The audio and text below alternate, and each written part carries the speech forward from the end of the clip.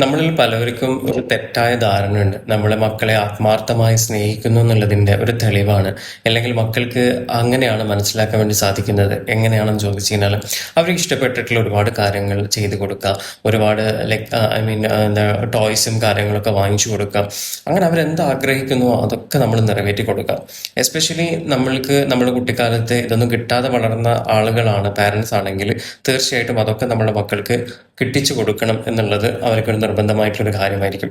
അവരെപ്പം അത്തരത്തിലുള്ള ഒരു ഇമോഷണൽ കണക്ഷൻസും കൊണ്ട് നടക്കുന്നുണ്ടാവും അല്ലെ. വാങ്ങിച്ചു കൊടുക്കണം വേണ്ടാന്നല്ല, പക്ഷെ അതിനേക്കാൾ ഉപരി നമ്മൾ കൊടുക്കേണ്ട ഒരു കാര്യം എന്ന് പറഞ്ഞാൽ നമ്മളുടെ പ്രസൻസ്, നമ്മളുടെ സമയം കൂടെ അവർക്ക് ആവശ്യമാണ്. നല്ലൊരു മെന്റൽ ഹെൽത്തിന് അവർക്ക് അത്യാവശ്യമായിട്ട് കിട്ടേണ്ടത് നമ്മളുടെ സ്നേഹവും വാത്സല്യവും തന്നെയാണ്. നമ്മളുടെ പ്രസൻസ് അത്യാവശ്യമാണ്, നമ്മളുടെ ക്വാളിറ്റി ടൈമാണ് നമ്മൾ കൊടുക്കേണ്ടത് അല്ലെ. ചില പാരൻസ് ഒക്കെ പറയുന്നേക്കാം, എനിക്ക് ഭയങ്കര ഇഷ്ടമാണ് എൻ്റെ കുട്ടിയെ, പക്ഷെ ആ ഇഷ്ടത്തിന്റെ ഭാഷ, ഇഷ്ടത്തിന്റെ ലാംഗ്വേജ് എന്ന് പറയുന്നത് പലപ്പോഴും എന്തായിരിക്കും, വളരെ കർക്കശമായ രീതിയിൽ സംസാരിക്കുകയും എല്ലാത്തിനും റൂൾസ് ആൻഡ് റെഗുലേഷൻസ് കൊടുത്തുകൊണ്ട് പിന്നാലെ പോയി ഓരോ കാര്യങ്ങൾക്കും അത് അങ്ങനെയുള്ള ഇങ്ങനെ ചെയ്യണം അങ്ങനെ ചെയ്യണം എന്നൊക്കെ പറഞ്ഞിട്ടുള്ള ഒരു കമാൻഡിങ് പവറോട് കൂടിയുള്ള സംസാരങ്ങളൊക്കെ ആയിരിക്കും. കുട്ടിയെ ഭയങ്കര ഇഷ്ടമാണ്.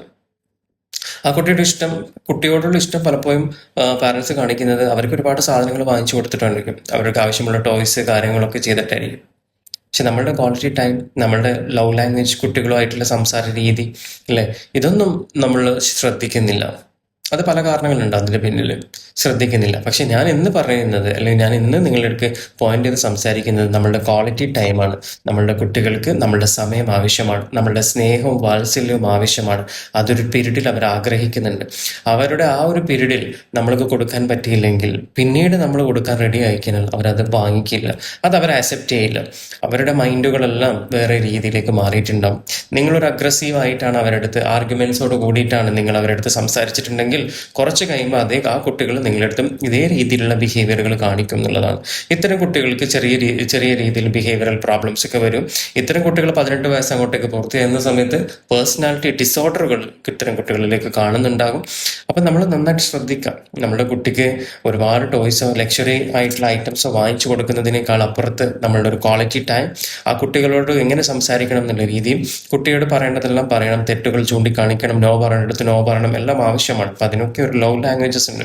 കുട്ടികളായിട്ട് കമ്മ്യൂണിക്കേഷൻ ചെയ്യേണ്ട ലാംഗ്വേജ് ഡിഫറെൻ്റ് ആണ്. ആ ലാംഗ്വേജിനെ കുറിച്ച് നിങ്ങൾ മനസ്സിലാക്കുക, നിങ്ങളുടെ ക്വാളിറ്റി ടൈം നിങ്ങൾ കുട്ടികൾക്ക് കൊടുക്കുക. നല്ലൊരു സമൂഹത്തിനും നിങ്ങൾക്കും എല്ലാവർക്കും ഉപകാരപ്പെടുന്ന രീതിയിൽ ഉള്ളൊരു കുട്ടിയെ നമുക്ക് വളർത്തിയെടുക്കാൻ വേണ്ടി സാധിക്കട്ടെ. എല്ലാവർക്കും നല്ലൊരു ദിവസം ആശംസിക്കുന്നു. നിങ്ങളുടെ സ്വന്തം Ibrahim Majeed, councillor and psychotherapist.